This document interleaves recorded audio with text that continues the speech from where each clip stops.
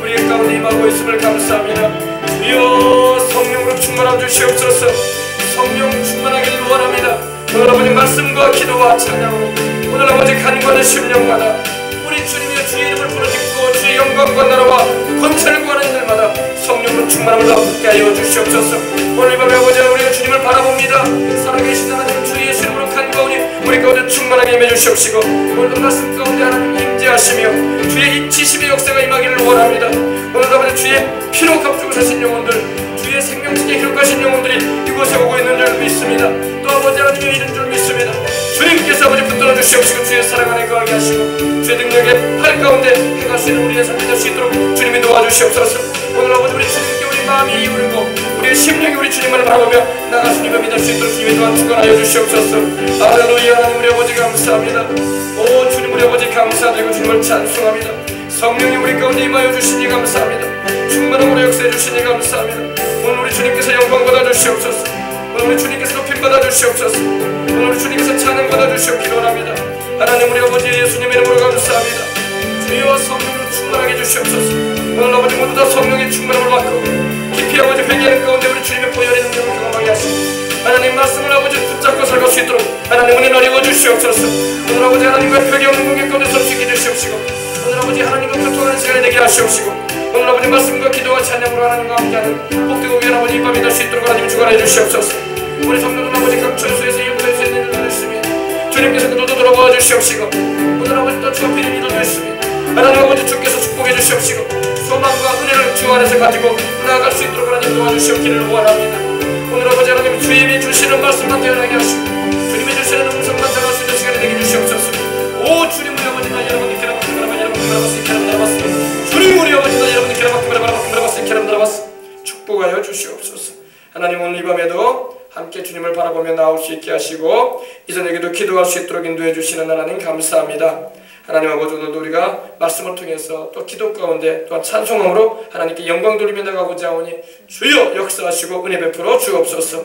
오늘도 예비하신 상과 은혜를 베풀어 주심을 감사하고 모든 영광 우리 주 예수님 이름으로 하나님께 올려드리며 기도합니다. 아멘. 우리 찬송 한 장으로요. 240장 찬송 240장 드린 후에 말씀을 한번 나누십시다. 찬송 240장 드리겠습니다. 자, 우리 찬송 240장 함께 드리도록 하겠습니다. 주가 맡긴 모든 역사 힘을 다해 마치고 우리 찬양을 한 곡 드린 다음에 말씀을 나누겠습니다.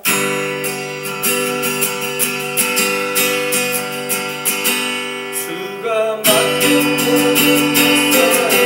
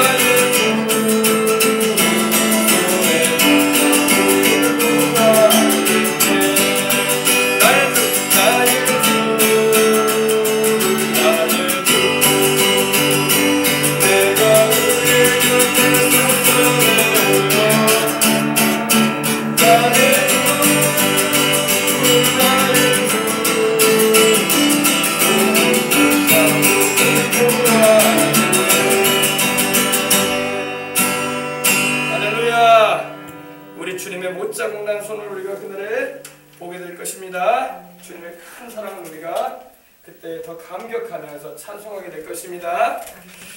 자, 오늘 우리에게 주시는 하나님 말씀은 요한계시록 5장으로 들어가도록 하겠습니다. 요한계시록 5장을 펴주시기 바랍니다. 요한계시록 5장, 오늘은 1절부터 함께 은혜를 나눌 텐데, 이 5장 말씀은 굉장히 중요한 말씀이기도 하고, 우리에게 하나님께서 이 시대에 정확하게 우리가 복음이 무엇이며 또 예수 그리스도만이 왜 구주가 되시는가에 대해서 우리에게 알려주시는 아주 보석과 같은 말씀입니다. 요한계시록 5장 함께 우리 1절부터 함께 은혜 나누도록 하겠습니다.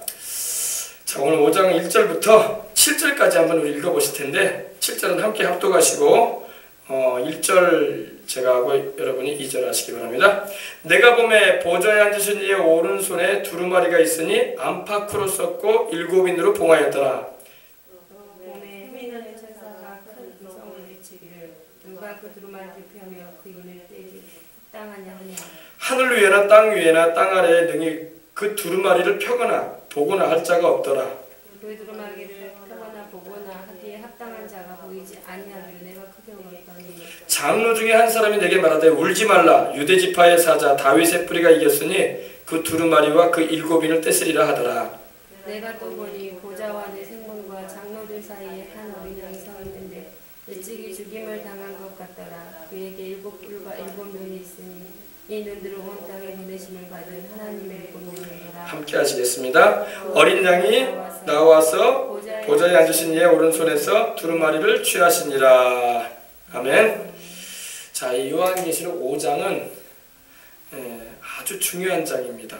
7 임봉한 책이 나옵니다. 1절부터 함께 우리 함께 보실 텐데, 내가 보니 이제 요한이 하늘에 올라가서 지금 보는 거예요. 이 땅에서 보는 게 아니라 그 영이 성령의 감동을 받아가지고 이리로 올라오라 하시는 요한계시록 4장에 나오는 말씀처럼 지금 천상에 올라가서 하늘 위로 올라가서 지금 보고 있는 거예요. 천상에서 내가 보니 보좌에 앉으신 이의 오른손에 책이 있다고 말씀을 하고 있습니다. 보좌에 앉으신 분은 바로 하나님 우리 아버지시죠. 우리 하나님 아버지를 말씀합니다. 보좌에 앉으신 하나님 아버지의 오른손에 책이 있다. 오른손은 항상 능력과 힘을 말합니다. 능력과 힘. 오른손은 의미가 능력을 말해요. 능력. 그래서 우리가 하나님이 오른팔의 능력으로 도와달라는 그런 기도를 할 때가 있어요. 오른팔의 능력으로. 보통 우리가 왼손보다 오른손이 강하거든요. 그래서 오른팔은 능력을 말해요. 능력. 그래서 우수라고 해서 오른손의 축복을 받기를 원했던 것을 우리는 요셉의 모습을 통해서 알 수가 있었어요. 그래서 장자에게 오른손을 얹어달라고 야곱 자기 아버지에게 요청했던 것을 볼 수 있어요. 오른손은 능력을 말해요. 힘을 말합니다. 오른손에 책이 있다고 해서 하나님의 오른손에 책이 있는데 두루마리가 있어요. 두루마리. 스크롤이라고 해서 두루마리가 있습니다. 두루마리. 옛날에는 이 종이가 없었어요. 이런 종이가 없었고 종이가 발명되기 전이었기 때문에 양피지나 양가죽이나 가죽이나 아니면은 이 파피루스라고 해가지고 갈대들을 엮어가지고 이렇게 엮어서 그걸 눌러가지고 이제 그것을 종이 대용으로 사용을 한 것을 우리가 알 수가 있습니다. 근데 우리 주님의 그 오른손에 두루마리가 있는데 그 두루마리에 안팎으로 써 있었다고 말씀을 하고 있습니다. 안에도 써있고 밖에도 써있었다. 근데 참 안타까운 것은 7인으로 봉화했다고 했어요. 7인으로 봉화했다는 것은 7도장으로 꽝꽝꽝꽝꽝꽝꽝 찍어놨다는 것입니다. 그래서 그것을 떼서 보지 못하도록 해놨다는 거예요. 우리도 중요한 문서 같은 경우 요즘에도 요즘에 보면 어떻습니까? 메이커 상품 같은 거 나오면은 그걸 떼지 못하게 만들어놨잖아요. 떼지 못하게 만들어놨습니다. 왜냐? 그걸 떼어버리면 이제 그걸 꼭 사야 됩니다. 이렇게 해서 아직 그 안에 것까지도 그냥 겉으로만 보게 하지 그 안에 내용물을 띄어서 먹거나 맛을 보거나 아니면은 이렇게 만지지 못하도록 이렇게 해놓은 걸 볼 수가 있습니다. 예, 그래서 이 7인도 그래요. 하나님께서 이 두루마리에 무엇인가를 기록해 놓으셨는데 7도장을 찍어 놓으셨어요. 꽝꽝꽝. 그래서 그 당시에 이거 7인으로 이거 할 때는 뭘 말하냐면요. 이 뭡니까? 이 진흙 같은 거로 발라가지고 그 위에 도장을 딱 찍어놨어요. 그래서 그걸 진흙을 만약에 띄게 되면 도장도 띄어져 버리는 거야. 그래서 그러면 안 되는 거예요.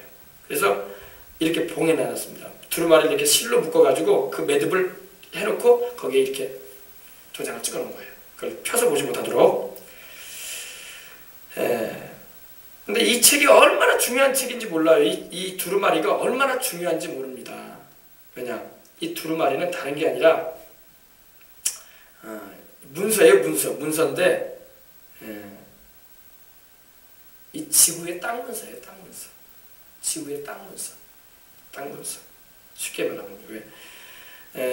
아담과 하와, 우리 조상인 아담과 하와가 죄를 짓고 선악을 알게 하는 나무의 열매를 따서 먹고 타락하면서 이 마귀한테 이 지구의 권리 증서를 넘겨줘 버리고 말았어요. 원래 하나님께서 만물을 다스릴 권세를 누구한테 줬냐면 우리 조상인 아담과 하와에게 주셨어요. 너희는 만물을 정복하고 다스려라 이러셨어요. 근데 그만 선악을 알게 하는 나무의 열매를 뱀의 유혹을 받고 마귀의 유혹을 받고 따서 먹음으로 인해서 이 지구의 문서를 마귀에게 빼앗겨버린 거예요. 통치권을. 그래서 지금 공중권세를 잡고 있다고 하지 않습니까? 원래 이 지구는 우리 조상 아담과 하와의 거예요. 하나님께서 아담과 하와에게 주셨어요. 다스리고 정복하고 살라고 하셨어요. 근데 그만 죄를 지음으로 인해서 그 권리 증서인 이 지구의 권리 증서를 마귀에게 빼앗겨버리고 말았다는 것입니다. 이 권리 증서라는 거 특별히 얼마나 중요한지 모릅니다. 이 토지 문서인데 옛날에 이스라엘 사람들이요 토지를 팔게 되면은요 우리나라의 토지 대장하고 달라. 우리나라는 돈만 있으면 또 자기가 하고 싶은 소망만 있으면 돈이 있고 하고자 하는 마음만 있으면 땅을 얼마든지 살 수 있는 나라가 우리나라예요. 누구도 돈 있는 사람이 땅 사는 거 물론 뭐 제도적인 뭐 장치를 마련해 가지고 못하게 규제는 좀 할 수 있겠지만 그전에는 그런 거 없었어요. 돈만 있으면 다 살 수 있었어요. 그리고 자기가 하고 싶은 대로 땅 사서 자기 소유로 삼을 수가 있었습니다. 근데 이스라엘은 그러지 않아요. 이스라엘은요 하나님께서 땅을 주실 때에 이 땅의 원주인은 너희가 아니라 나다라고 하나님 그러셨어요. 이 지구의 원주인은 하나님이라 이 말입니다. 그래서 이스라엘 백성들에게 내가 너희에게 땅을 주지만 이 땅을 너희에게 살아갈 동안에 다스리고 사용하고 밭을 해서 먹고 또 너희가 경작을 할 수 있지만 그러나 땅의 원주인은 나다라는 것을 하나님께서 항상 인식을 시키셨어요. 레위기 한번 찾아보세요. 레위기 25장 23절로 25절입니다.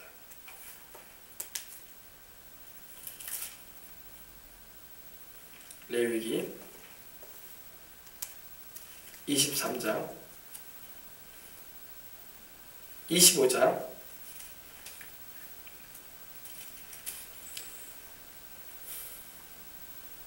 23절로 25절입니다. 186면에 있습니다. 제가 읽어드릴게요. 봉독에 올리겠습니다. 토지를 영구히 팔지 말 것은 토지는 다 내 것임이니라. 하나님이 지금 말씀하시는 거예요. 너희가 토지가 다 너희에게 주어져 있는데 토지를 너희는 영원히 못 판다. 토지는 다 내 것이다. 왜? 하나님이 창조하셨으니까. 하늘과 땅을 창조하신 분이 하나님이기 때문에. 너희는 거류민이다. 거류민이라는 것은 여러분 살다가 또 가는 거 아닙니까? 그죠? 잠시 그걸 맡아서 소작하고 살고 있는 사람들이지 땅의 주인은 너희가 아니다 이 말이에요. 거류민이요 동거하는 자로서 나와 함께 있느니라. 너희 기업에 온 땅에서 그 토지 무르기를 허락할지, 너희가 만약에 토지를 무르기를 원한다면 팔고자 한다면은, 그리고 그 팔린 땅을 다시 찾고자 한다면 25절입니다. 만일 내 형제가 가난하여 그의 기업 중에서 얼마를 팔았으면 그에게 가까운 기업 물을 자가 와서 그의 형제가 판 것을 물을 것이요, 만일 그것을 물을 사람이 없고 자기가 부유하게 되어 물을 힘이 있으면 그 판 해를 계수하여 그 남은 값을 산자에게 주고 자기의 소유지로 돌릴 것입니다 하셨어요. 그러니까 이 땅에 대해서 하나님은 말씀을 하셨어요. 자기 백성 이스라엘에게도 하나님은 말씀하시기를 너희가 땅의 주인이 아니다. 땅은 내 것이다. 땅은 내가 만들었다. 능히 하나님은 그렇게 말씀하실 수 있는 분이시고 또 그러한 소유권을 주장할 수 있는 분이에요. 왜? 만물을 창조하셨으니까. 그래서 자기 백성들에게 말씀하기를 너희는 내가 너희를 가나안 땅에 들어가게 하지만 너희가 그 땅의 주인은 너희가 아니다. 내 것이다. 그러나 너희에게 내가 살아갈 동안에 경작하고 살아갈 수 있게끔 내가 허락을 한다.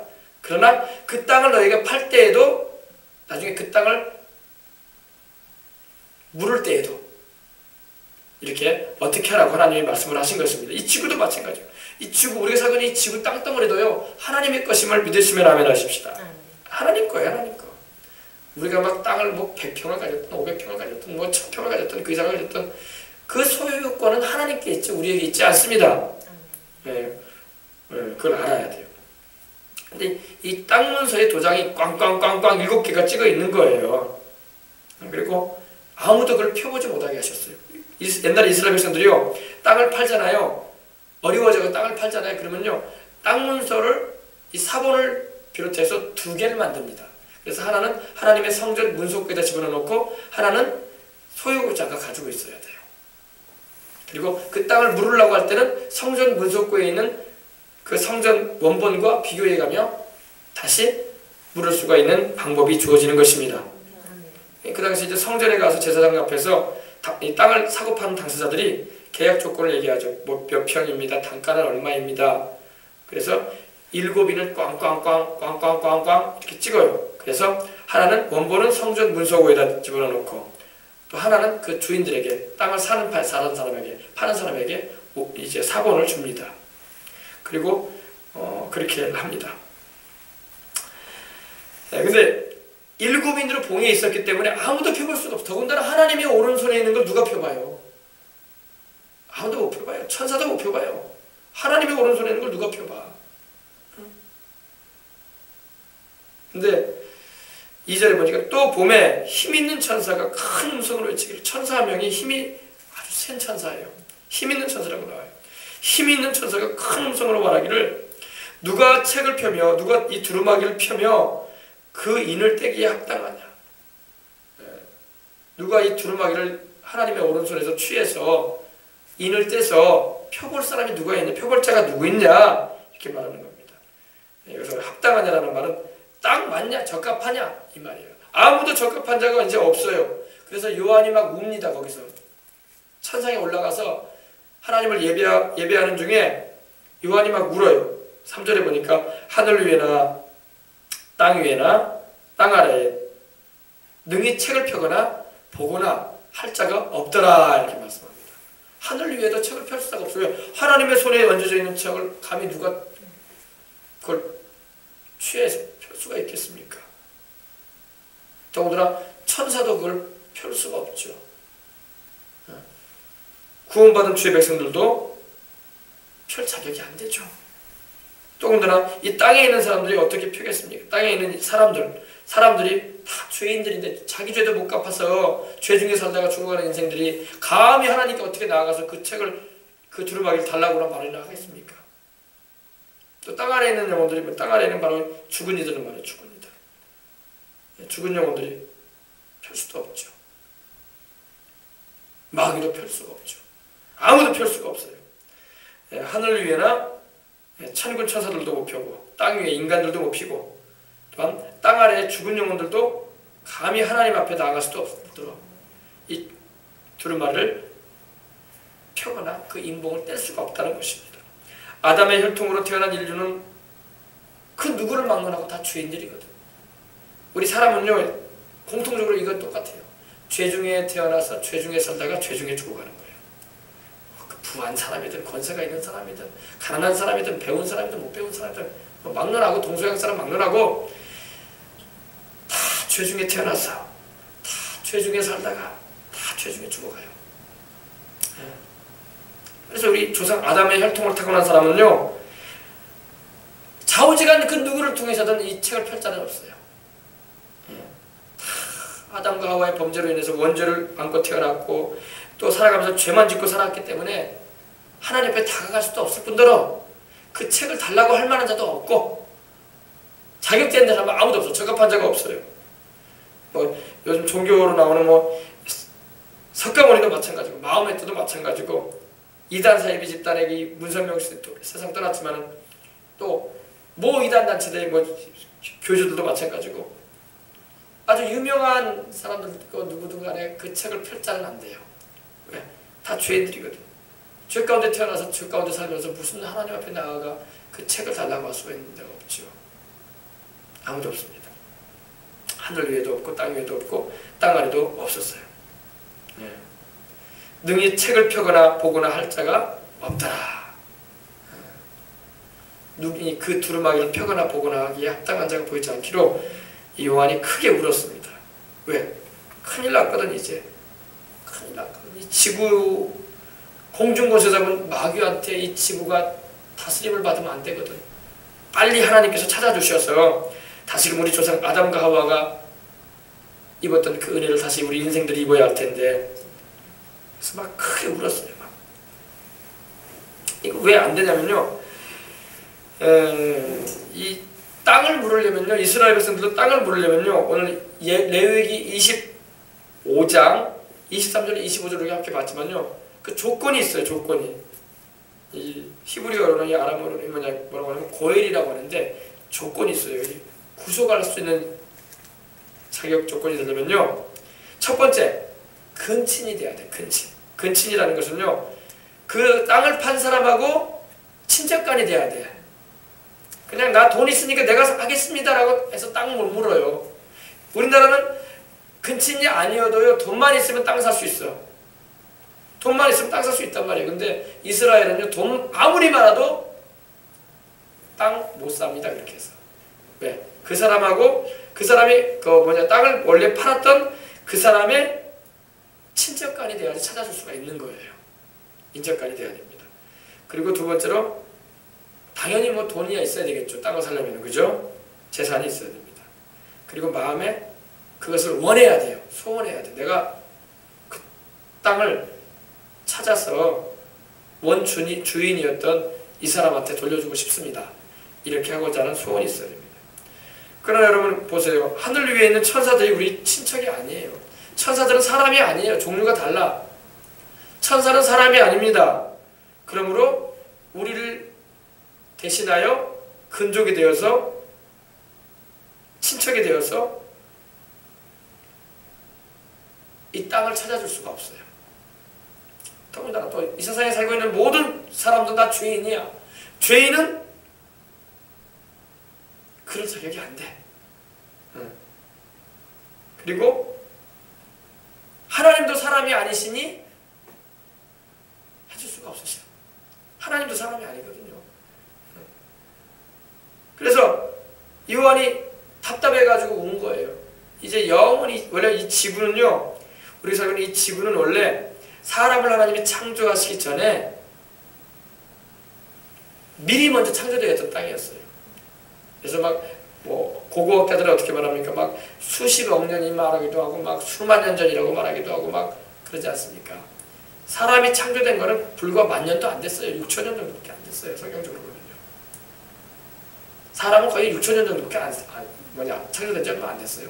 그 이전에도 이 지구는 있었단 말이에요. 왜? 창세기 1장 1절에 태초에 하나님이 천지를 창조하셨다고 했어요. 그리고 난 다음에 한참 지나가지고 사람 만드셨어요. 그러니까 그 중간 기간이 얼마나 긴지는 몰라요. 창세기 1장만 읽어봐도요. 그럼 우리가 알아야 돼. 그때 이제 막 지금 발견되고 있는 그런 공룡들, 또 그러한 이런 것들도 사라졌어요. 근데 중요한 문제는 뭐냐면은 이 지구를 그때 누가 다스리고 있었냐면 마귀가 다스리고 있었어요. 타락하기 전에 마귀가, 루시퍼가 이 지구를 담당한 천사였단 말이에요. 그리고 그 수하의 영들하고 이 지구를 다스리고 있었어요. 우리 인간이 지음받기 전이었어요. 그럼요. 아담과 하와 창조되기 전에.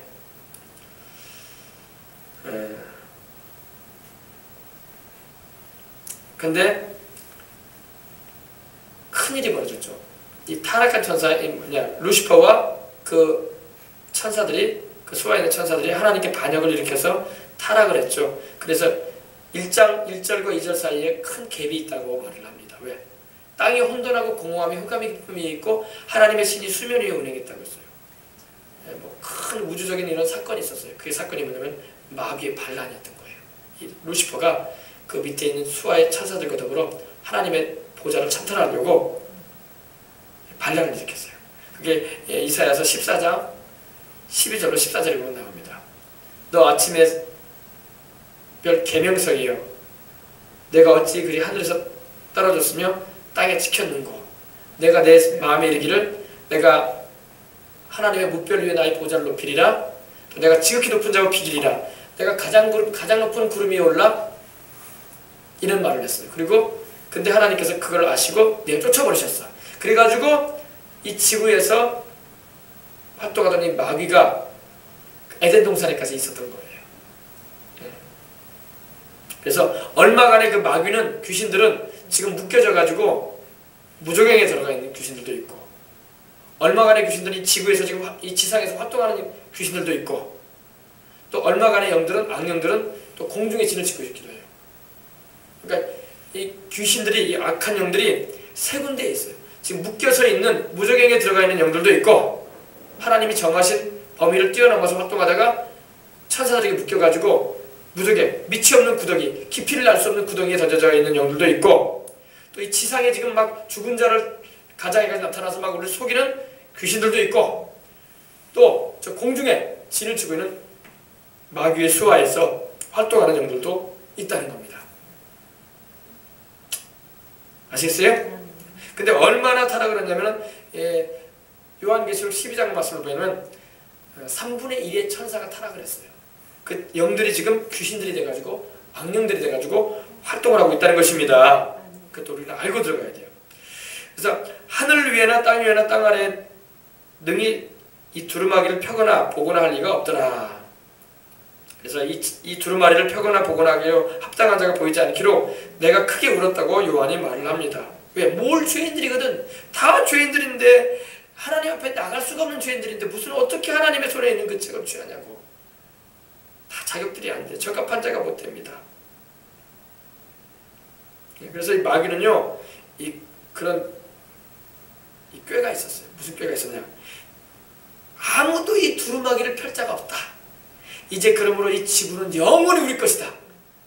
그리고 이 지구에 태어나는 모든 영혼들은 다 지옥에 우리 노예로 삼겠다. 이런 강한 꾀를 가지고 있었어요. 왜? 하나님도 의로우신 하나님이시니 우리에게 불의를 저지를 수는 없다. 하나님은 의로운 하나님이다. 하나님이 아무리 힘이 세도 하나님은 불의를 가지고 행하지 않는다. 힘만 세다고 불의를 저지를 분은 하나님이 아니니까, 성품적으로 하나님 그런 분이 아니기 때문에 절대 이제 우리 이 지구는 하나님이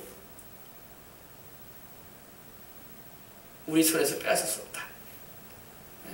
그렇게 여기고 아주 쾌재를 불렀어요. 쾌재를.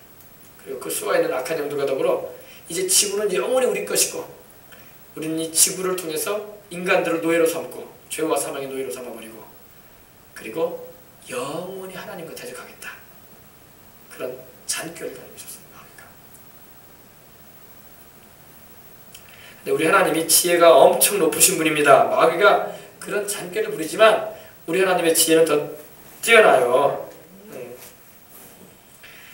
자, 이 책을 펴거나 이 두루마기를 펴거나 보거나 하기에 합당한 자가 보이지 않기로 내가 크게 울었다. 그러니까 이 두루마기의 그 인봉을 못 띄고 그렇게 되면 이 지구는 영원히 사탄의 터전이 될 것이고, 이 지구를 영원히 마귀의 손아귀에서 벗어날 수가 없는 거예요. 그리고 태어나는 사람들마다 다 죄인, 뭘 죄인들이니 마귀는 영원히 그들을 노예 삼아서 군림하면서 죄와 사망으로 역사할 거라는 겁니다. 그러니 뭐 답답한 노릇이죠. 답답한 노릇이죠. 제가 다시 말씀드립니다. 하나님께서는 이 지구를 만드신 분이 우리 하나님이세요. 우리 성경에 보면 히브리서 3장 4절에도 만물을 지으신 분은 하나님이라고 했어요. 그죠? 창세기 1장 1절에도 태초에 하나님이 천지를 창조하셨기 때문에 이 하늘뿐만 아니라 이 땅지, 이 지구도 하나님의 것입니다. 근데 하나님께서 이 지구를 우리 인류의 조상인 아담과 하와에게 주셨어요. 그래서 창세기 1장 27절 28절에 보면 땅을 차지하고 정복하고 다스리라고 했어요. 하나님이 우리 아담과 하와에게 관리하고 다스릴 권위를 위임해 주셨는데, 그러나 사탄에게 속아서 죄짓고 타락을 하죠. 선악을 알게 하는 나무의 열매를 먹고요. 그래서 이 지구를 다스리는 권한을 그냥 넘겨주고 말았어요. 마귀에게. 그것도 돈 한 푼 안 받고 공짜로 넘겨줬어. 공짜로. 그때 이후로 인류는 다 죄인들이 되고 영혼도 죽고 육신도 병들게 되고 세상에서 저주 가운데 살다가 다 죽을 수밖에 없는 운명에 처해지고 말았었어요. 그리고 마귀는 그걸 알았기 때문에 우리 인생들을 영원히 노예로 삼으려고 했어요. 노예로. 너희들은 이제 죄의 노예가 되고 사망, 죽음의 노예가 되어져서 우리와 함께 더불어 하나님을 영원히 대적하자. 그런 잔꾀를 가지고 있었단 말입니다. 5절 보십시다. 장로 중 하나가 내게 말하되 울지 말라. 24장로들이죠. 24장로 중 하나가, 24장로들은 바로 신구약 성도들의 대표예요. 신구약 성도. 이들이 바로 금관을 쓰고 금면류관을 쓰고 앉아 있었다고 했잖아요. 이들도 주님을 위해서 충성하고 헌신하고 또 순교하고 또 그래서 장로의 위치까지 올라간 것입니다. 이 장로, 하늘나라의 24장로의 반열에 올라간 이들인데 그 중에 하나가 요한에게 말을 합니다. 울지 말라. 울지 말라. 유대지파의 사자 다윗의 뿌리가 이겼으니 그 두루마리와 7인을 떼시리라. 이렇게 말합니다. 유대지파의 사자는 바로 예수님이에요. 예수님은 유다의 자손으로 오셨어요.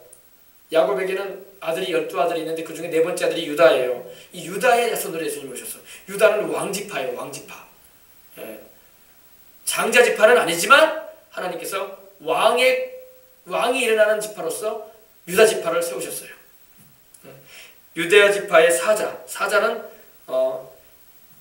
여기서 말 그대로 동물 사자를 말해요. 동물의 왕이 사자 아닙니까? 그래서 예수님께서는 유다 지파의 사자, 왕으로 오셨다는 겁니다. 왕으로. 라이언 오브 주다라고 해가지고 왕으로 오셨고, 그리고 다윗의 뿌리. 예수님은 다윗의 자손으로 오셨어. 예수님의 어머니인 마리아도 다윗의 혈통이에요. 예수님의 아버지인 양아버지였던 요셉도 다윗의 후손이에요. 이거는 우리가 마태복음과 누가복음을 보면 알 수가 있습니다. 그래서 예수님은 유대지파의 사자로 오셨고 또 다윗의 뿌리로 오셨어요. 근데 그분이 이겼다 이 말입니다. 그럼 예수님이 어떻게 조건을 맞았는가 보십시다. 다시 말씀드립니다. 이 마귀도요, 전에 말씀드린 것처럼 이제 영원히 지구를 소유해서 태어나는 사람들마다 다 종살이 삼으려고, 종으로 삼고 죄와 사망의 노예로 삼으려고 이제 그렇게 될 줄 알았어요. 그래서 이 사실을 알고 속으로 얼마나 쾌재를 불렀는지 몰라요. 마귀가 이제 영원히 지구는 우리 것이고 지구에 태어나는 인생들마다 다 우리의 수하에 둔다. 그리고 우리는 영원히 하나님을 대적할 것이다. 천사들과 타락한 천사들과 함께 쾌재를 부르면서 막 그랬었어요. 이 지구도 자기 것이고 죄에 빠진 영혼들도 다 자기 소유고 하나님은 공의의 하나님이기 때문에 불의한 방법으로는 행동하지 않을 것이고 세상 말로 그냥 주먹만 세다고 정당하게 못한 방법을 가지고 행동할 수는 없을 거다. 하나님이 힘만 세다고 하나님이 불의를 저지른 분은 아니지 않느냐. 근데 마귀가 까마득하게 생각하지 못했던 게 뭐냐면 바로 하나님의 아들 성자 하나님이 사람이 되어온다는 것을 몰랐어요. 이게 중요한 거예요. 이게요. 하나님의 아들 성자 하나님께서 사람이 되어올 줄은 몰랐어. 여러분 이게 진리예요. 할렐루야. 사탄은 이걸요 깨닫지 못했어. 이걸 미처 생각하지 못했어요. 나중에는 막 기가 막혀가지고 놀래 자빠졌어 하나님. 이럴 수도 있냐고, 이럴 수도 있냐고. 어떻게 하나님이 사람이 되어 오시냐고. 여러분, 이건 엄청난 우리 인생들을 하나님께서 구원하시고자 하시는 큰 사랑의 표현인 것입니다. 예, 하나님의 아들께서 사람이 되어 오셨어. 성자 하나님께서. 마귀는 막 기가 막혔어요. 놀라 자빠졌어요. 그냥. 이런 일도 있냐고, 이런 일도 있냐고. 생각도 못한 일이었거든요. 보십시다. 그래서 유대 지파의 사자 다윗의 뿌리가 이겼다 이렇게 말하고 있습니다. 다시 말해서 우리 예수님께서, 하나님이신 예수께서 사람이 되어 오셔서 십자가에서 죽으심과 부활을 통해서 마귀의 머리를 깨트려 버리신 것입니다. 죄와 사망의 권세를 박살내 버리신 거예요. 그래서 예수님 우리 말씀하고 있죠. 요한계시록 1장 18절에도 함께 나눴잖아요. 곧 산자라 내가 전에 죽었었노라 이제 영원토록 살아있어 사망과 웅비의 열쇠를 가지고 있노라. 할렐루야. 심판 권세를 우리 주님이 이제 가지고 계셔요. 그래서 유대지파의 사자 다윗의 뿌리가 이겼다. 우리 주님이 정사와 권세를 밝혀들어 벗어버리시고 십자가로 승리하신 걸 믿으시기 바랍니다. 마귀의 무장을 해제시켜 버리시고 온 천하의 마귀를 드러내셨어요. 그리고 주님이 승리하셨다는 것을 나타내신 것입니다. 그래서 이 책과 이 두루마리와 그 인봉을 그 7인을 떼시리라 이렇게 말씀하고 있는 것입니다. 예수님께서만이 뗄 수 있어. 예수님께서만이. 죄인은 이걸 뗄 수가 없어요. 천사들도 뗄 수 없는 것이고 이 세상에 지금 살고 있는 영혼들도 마찬가지고 다 죄인들인데 뭘 죄인들이 뭘 띄어. 그래놓고도 요사이 막 사이비들이 일어나가지고 내가 구세주라고, 내가 그리스도라고, 내가 말세에 나타날 그 재림주라고 이런 새빨간 거짓말이 나는 사람들이 얼마나 많은지 몰라. 예수 그리스도만이 적합자예요. 아멘. 예수 그리스도 외에는 절대 우리를 구원해 줄 자도 없고 이 지구를, 이 땅 문서를 하나님께로부터 받아서 뗄 분이 없어요. 예수님만이 합당하신 분입니다. 오직 예수님만. 그래서 예수님께서 조건 구비자로 적합한 분으로 나타나셨잖아요. 예수 그리스도 성자 하나님께서 우리의 친척으로 오셨어요. 예수님 완전한 사람으로 오셨거든요. 여러분 예수님이요 완전한 사람이셨기 때문에 십자가에 다니셔가지고 물과 피를 다 쏟으신 거예요. 사람이 아니면 물과 피를 쏟지 않지. 사람이니까 십자가에 못 박히시고 양손과 양발에 대못이 박히고 옆구리에 창에 찔리니까 물과 피를 다 쏟으셨잖아요. 사람이니까 물과 피를 쏟죠. 예수님께서는 하나님이신데 친히 사람이 되어 오셨어요. 그래서 우리의 친척이 되어 오신 거예요. 그리고 전지전능하신 하나님께서 사람으로 오셨다는 것입니다. 예수님이라는 그분이죠. 그러나 우리 예수님은 우리 보통 인생들처럼 아담의 혈통을 타진 않으셨어요. 우리는 다 아담의 혈통을 탔거든요. 우리는 다 아버지가 있잖아요. 근데 예수님은 아버지가 없으세요. 동정녀, 결혼하지 않은 처녀의 몸에 성령으로 되셔가지고 오셨기 때문에 죄 없이 오셨어. 죄 없이. 우리는 다 조상 아담의 피를 탔어요. 그래서 태어날 때부터 다 원죄를 안고 태어났기 때문에 다 죄인들이야. 뭘 죄인들이야? 뭘 죄인들이야? 종교를 가졌다고 해서 의인이 되는 거 아니에요. 도덕과 수양을 닦았다고 해서 의인이 되는 것도 아니고 남보다 착한 일 좀 했다고 해서 그것이 의인을 만들어주는 거 아니야. 의인은 그렇게 되는 게 아니에요. 예수님은 죄를 안고 태어나지 않으신 의인이셨어요. 성령으로 잉태되셔서 동정녀 마리아에게 나심으로 원죄 없이 우리 조상 아담의 죄를 타진 않으셨어. 그리고 세상에 오셨습니다. 또 주님은 생애 가운데 단 한 번도 죄를 지은 적이 없어. 인류 역사 가운데 다 죄를 지었어요. 노아도 실수를 하고 모세도 하나님의 거룩함을 가리는 죄를 짓고 또 다윗도 참 불륜의 죄를 짓기도 했고 참 죄 없이 사는 인생이 없다고요. 다 넘어졌어. 다 죄에 넘어졌어. 그러나 유일하게 죄가 없는 분은 하나님의 아들 예수밖에 없으세요. 알겠습니까? 주님은 생애 가운데 한 번도 죄를 지은 적이 없어. 그래서 예수님의 원수들조차도 예수님을 죄에 있다고 말하지 않았어요. 죄가 없으셨어요. 우리 주님은요. 십자가에 못 박힐 만한 죄를 찾지 못했어요. 예수님은 죄를 알지도 못하신 분이시고 주님은 죄를 범하신 적도 없다고 요한일서 3장 5절이나 히브리서 4장 15절에도 말씀하고 있습니다. 예수님은 의인으로 오셨어요. 의인으로. 죄 없는 인생을 사셨어요. 유일하게 인류 역사 가운데 딱 한 분이셨어. 죄가 없는 생애를 사신 분. 그렇기 때문에 예수님은 죄 없으신 몸과 그 죄가 없는 그 피를 흘리심으로 우리 인생들의 죄를 담당할 수가 있었다는 것입니다. 우리를 위한 제물이 되어줄 수 있어요. 구약에도요, 하나님께 제사를 드릴 때는 어린 양이나 염소를 잡았는데 흠이 없고 깨끗한 걸로 하나님께 드리라고 했어요. 예수님은 죄가 전혀 없는 분으로서 우리 인생들을 대신하여 십자가를 지심으로 우리를 위한 제물이 되어주셨던 것입니다.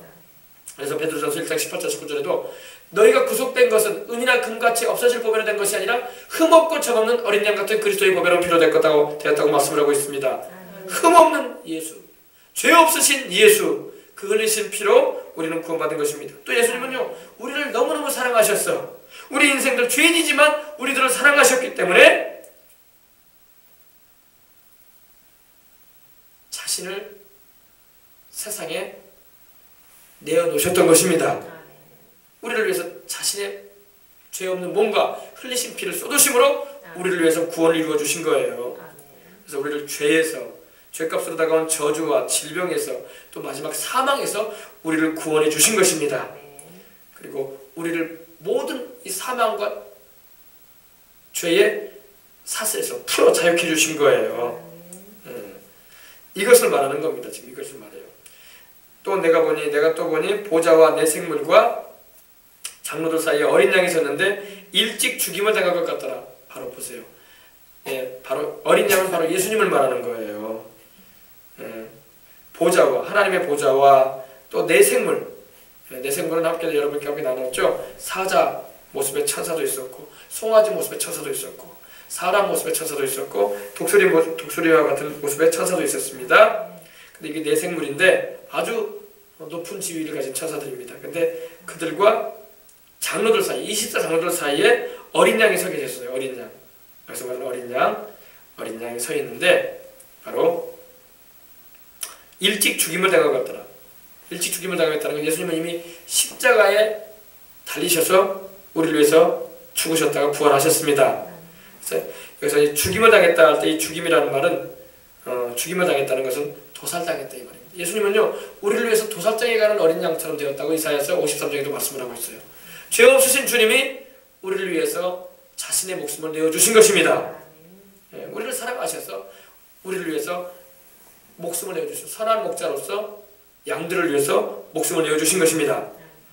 그래서 그걸 말하면 일찍 죽임을 당할 것 같다. 이미 예수님은 2000년 전에 우리를 위해서 죽임을 당해 주셨죠. 그리고 장사된 지 사흘 만에 부활하신 것을 믿으시기 바랍니다. 참 우리 죄값으로 다가온 게 저주거든요. 저주와 질병과 사망이 죄의 열매예요. 죄의 열매는 세 가지예요. 죄의 열매는요, 저주가 오고 질병이 와요. 그리고 죽어요. 육신만 죽는 게 아니라 영혼도 나중에, 영혼은 둘째 사망, 멸망에 떨어집니다. 이거 가지 않게 하려고 예수님이 십자가를 져주시고 우리를 위해서 죽으시고 부활하신 것을 믿으시기 바랍니다. 그렇습니다. 그러니까 우리가 얼마나 우리 예수님께 감사를 해야 할지 몰라. 영원히 우리는 주님의 그 은혜를 감사할 것입니다. 천국 가서도. 일찍 죽임을 당할 것 같더라. 그런데 예수님에게 7뿔과 7눈이 있었다고 말씀을 하고 있습니다. 7뿔은 바로, 이 뿔은 권세를 말해요. 권세, 능력을 말합니다. 뿔은요, 권세를. 그러니까 7이라는 숫자는요, 완전을 말해요. 완전수를 말해요. 완전수를 7이라고 하거든요. 그 완전한 권세를 가지신 분이 우리 예수님이라는 거예요. 완전한 권세, 완전한 능력을 가지고 계신다. 전능하심을 말하죠. 그리고 7눈, 7은 완전수예요. 7눈, 눈이 또 7이에요. 이건 완전한 지혜를 가진 분이다. 우리 예수님은 완전한 지혜, 완전한 능력과 완전한 지혜, 전지전능하시다 이 말이에요. 아멘? 네, 그거예요. 우리 예수님은 전지전능하신 분이에요. 전능하신 하나님이시죠. 7뿔과 7눈이 있으니 이 눈은 온 땅에 보내심을 입은 하나님의 7영이로다. 또 이 눈은 온 땅에 보내심을 입은 하나님의 7영이로다. 하나님의 7영은 바로 성령이 있어요. 성령. 성령님은 우리에게 지혜의 영이시고, 지혜의 영으로 임하시고, 지식을 주시는 지식의 영이시고, 또 성령은 야훼, 여호와의 영이시고, 주의 영이시죠. 또 성령은 모략의 영이요, 성령은 재능의 영이시요, 성령은 우리로 하나님을 경외하게 하시는 영이신 겁니다. 성령, 총명의 영이시죠. 성령은 또. 그래서 하나님의 7영이더라. 이렇게 말씀을 합니다. 참 이 말씀 한 구절 한 구절 여러분 말씀을 잘 받으시고 이해하시기 바랍니다. 이게 얼마나 중요한지 몰라요. 그래서 우리 예수님은요 십자가에서 우리 죄를 속하시는 어린 양으로서 죽으심으로 말미암아 우리 영혼을 먼저 물러내셨어. 우리 영혼을 그 피값으로 사신 걸 믿으시기 바랍니다. 그래서 5장 여러분 9절로 보면 이렇게 말씀을 합니다. 이제 나중에 나눌 텐데 새노래를 노래하여 가로되 책을 가지시고 그 인봉을 떼기에 합당하시도다. 일찍 죽임을 당하사 각 족속과 방언과 백성과 나라 가운데서 사람들을 피로 사서 하나님께 드렸다고 말씀을 하고 있습니다. 이게 우리 구원받는 백성들의 찬양이에요. 우리 예수님의 피로 구원받았음을 노래해야 할 줄 믿습니다. 예수님은 그 십자가에 흘리신 피로 우리 영혼을 마귀에게서 구출해내셨어요. 마귀에게서 죄와 사망의 노예가 되었던 우리 인생들을 구출해내셨다는 겁니다. 우리 영혼을 구출해내시고 또 우리의 저주받은 삶, 우리 죄값으로 저주가 오거든요. 저주는 무서워요. 저주는 재앙으로 임하기도 하고 화로 임하기도 해요. 그래서 저주는 무섭습니다. 근데 우리 예수님께서 이 죄로 인해서 다가왔던 이 저주도 주님께서 십자가에 달리심으로 끊어버리신 걸 믿으시기 바랍니다. 죄값을 치르심으로 말미암아 죄값을 갚으셨으니 그 저주도 청산이 되죠. 저주받은 삶에서 우리를 노연하게 하시고 또 질병도 주님이 고치심을 믿으시기 바랍니다. 천국에는요 없는 게 있어요. 천국에는요 요한계시록 21장에 보면요 다시 저주가 없으며 또한 아픈 것이나 죽는 것도 없다고 했어요. 이 세 가지 죄는 이 세 가지 가져오거든요. 저주를 가져오고 질병을 가져오고 죽는 걸 가져와요. 이것이 있기 때문에 사람들이 애통하는 것이 있고 눈물을 흘리는 것이 있고 곡하는 게 있는 거예요. 이게 다 열매예요. 근데 예수님이 십자가에서 이걸 다 갚아버리셨어. 그래서 우리 영혼도 예수님이 구원하시고 우리 육신도 질병도 저주받은 삶에서도 노연하게 하신다는 것입니다. 그래서 우리는 이미 예수님의 그 십자가의 대속으로 주님 안에 거하는 자들은 이미 노연함을 입은 거예요. 사망에서 생명으로 옮겨지게 되고 사탄의 종에서 하나님의 자녀가 되어지고 마귀의 나라에서 하나님 나라로 옮겨졌다는 것입니다. 이게 복음이에요. 이게 복음이란 말입니다. 근데 예수님만 그렇게 할 수 있어요. 예수님만. 예수님 안에만 들어오면 그렇게 될 수 있어.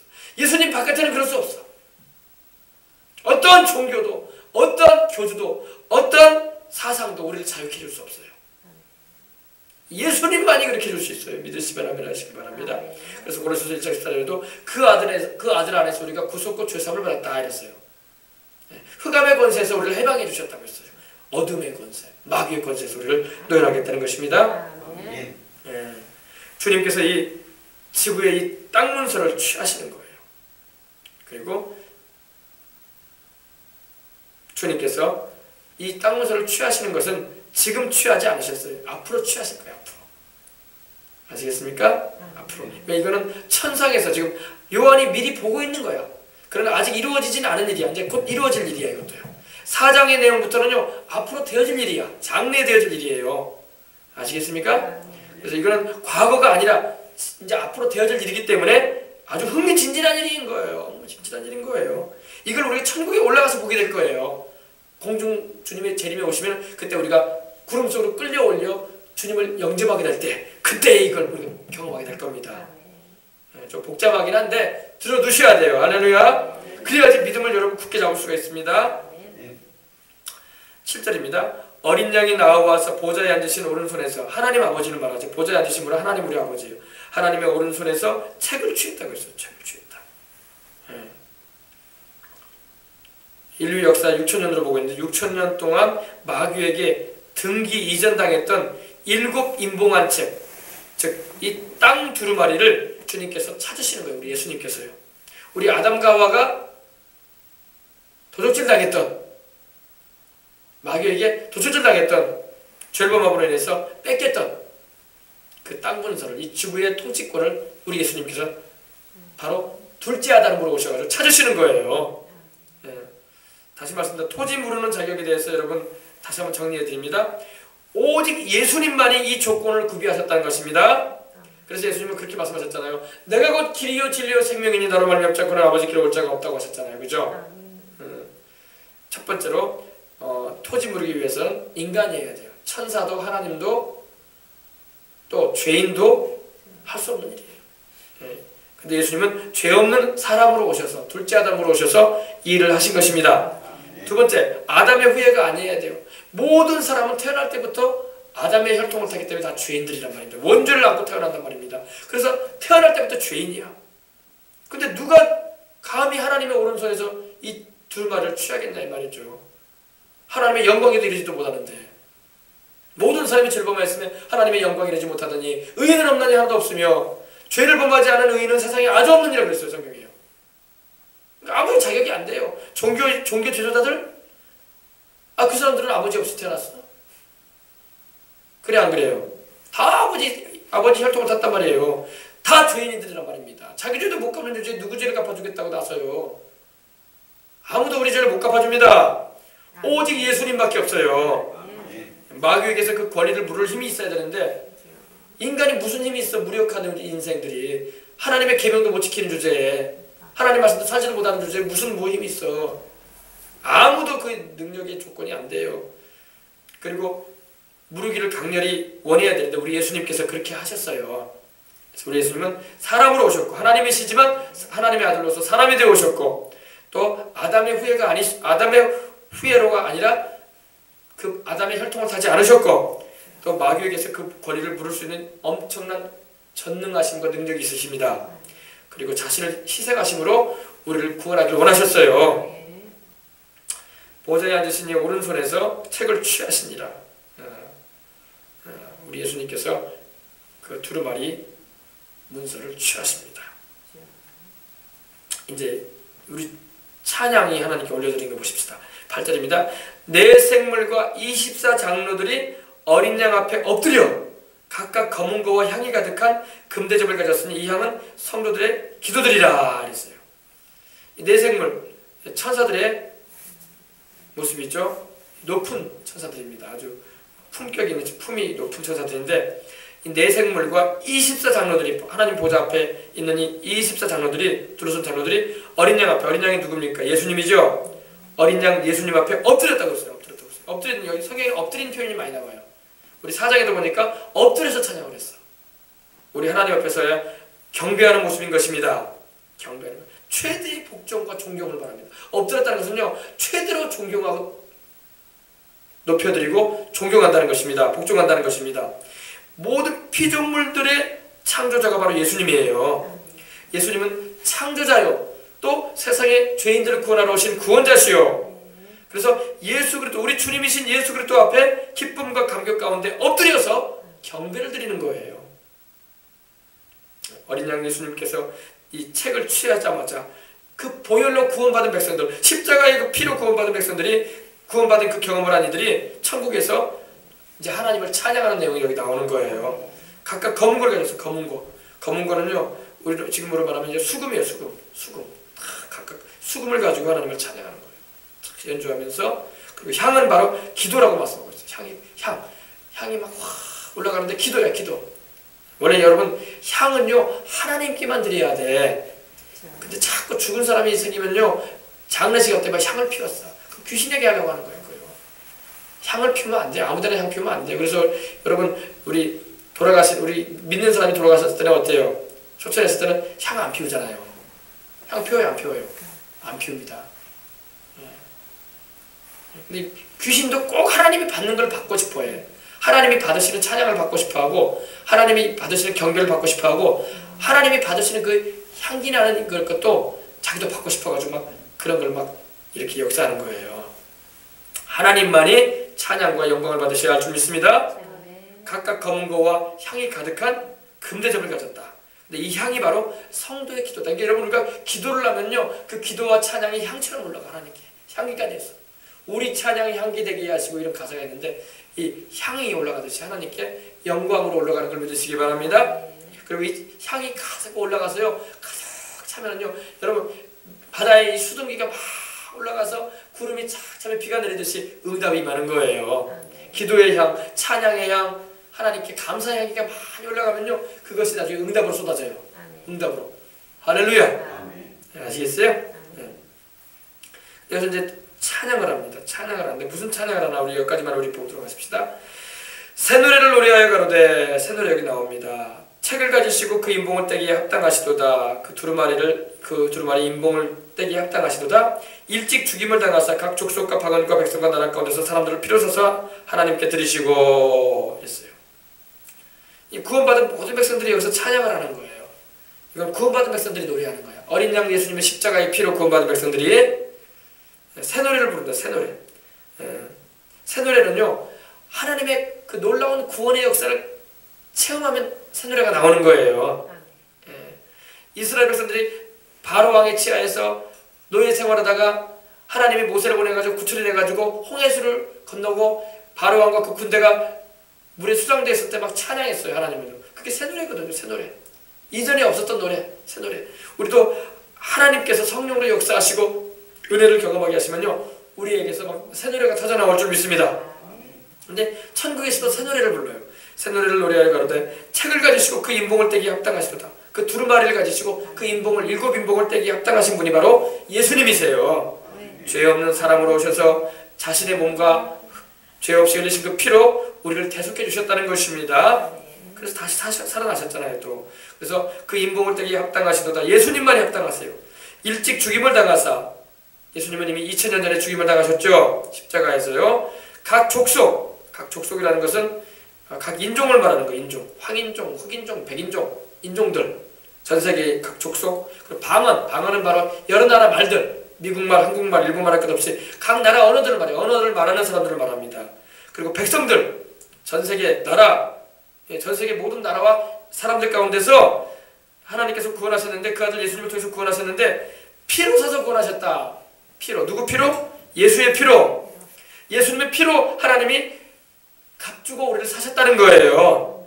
그래서 여러분 고린도전서 6장 20절에도 너희는 값으로 산바되었으니 이제는 너희가 하나님께 영광을 돌리도록 해라 이랬어요.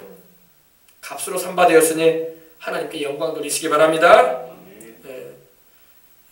샀다는 말은 아고라조라는 의미인데, 이 장터에서 물건을 사는 것, 그 의미를 말해요. 하나님께서 우리를 사셨는데 그 아들의 피로 값을 주고 사셨어. 할렐루야.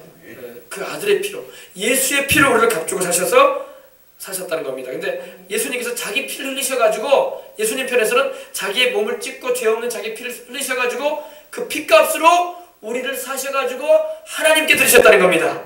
하나님께 우리를 드리셨어요. 그래서 우리가 천국 가는 거 아닙니까? 하나님 계신 천국까지 가는 거예요.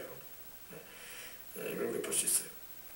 저희로 우리 하나님 앞에서 나라와 제사장을 삼으셨으니 또 우리를 하나님의 나라와 하나님의 제사장으로, 하나님을 섬기는 예비하는 제사장으로 삼으셨다는 것입니다. 그래서 저희가 땅에서 왕노릇할 것이다 이렇게 말씀하고, 장차 이제 땅에서 왕노릇하게 되는 천년왕국도 이르게 될 것입니다. 그것도 말씀하고 있는 거예요. 참, 이 천국의 찬양은요, 예수님의 십자가의 대속의 그 보혈에 대한 강력한 언급이 그 중심에 자리 잡고 있어요. 그러니까 교회에서 우리가 노래할 때요, 예수님의 보혈을 많이 노래해야 돼. 천국에서 노래하고 있는 찬양을 우리가 하고 싶다. 보혈을 노래해야 돼. 뭐 하나님의 성품도 노래하고 하나님의 전능하심, 하나님의 선하심, 하나님의 사랑도 노래해야 되죠. 그러나 그 찬양의 핵심에는 항상 보혈이 들어가야 돼. 그래서 찬송가에 보면 보혈 찬양이 많은 거예요. 근데 요사이는 보혈 찬양 많이 안 하려고 그래 사람들이. 보혈 찬양 많이 안 하면 안 돼요. 보혈 찬양이 들어가야 돼. 항상요. 항상 우리가 예수님의 피로 구원받음을 노래하고, 왜? 우리 죄를 씻는 길이 예수님의 피밖에 없기 때문에, 우리를 하나님 앞에 어여시 설게 하시는 것이 예수님의 피밖에 없기 때문에, 우리가 성령 받고 하나님께 사랑을 받을 수 있는 길이 예수님의 피를 의지하는 길밖에 없기 때문에 예수님의 피를 의지해야 돼요. 그래서 교회에서 보혈 찬양이 사라진다. 벌써 마귀가 틈타고 있는 거예요. 아무리 사람들이 많이 모이고 적게 모이고 그게 중요한 건 아니에요. 사람이 적게 모이든 많이 모이든 그걸 떠나서 예수님의 보혈을 노래하는 현장에 성령님이 임하시는 거예요. 근데 사람이 아무리 많이 모여도 보혈을 노래하지 않고 딴소리만 하고 있다. 그러면 성령님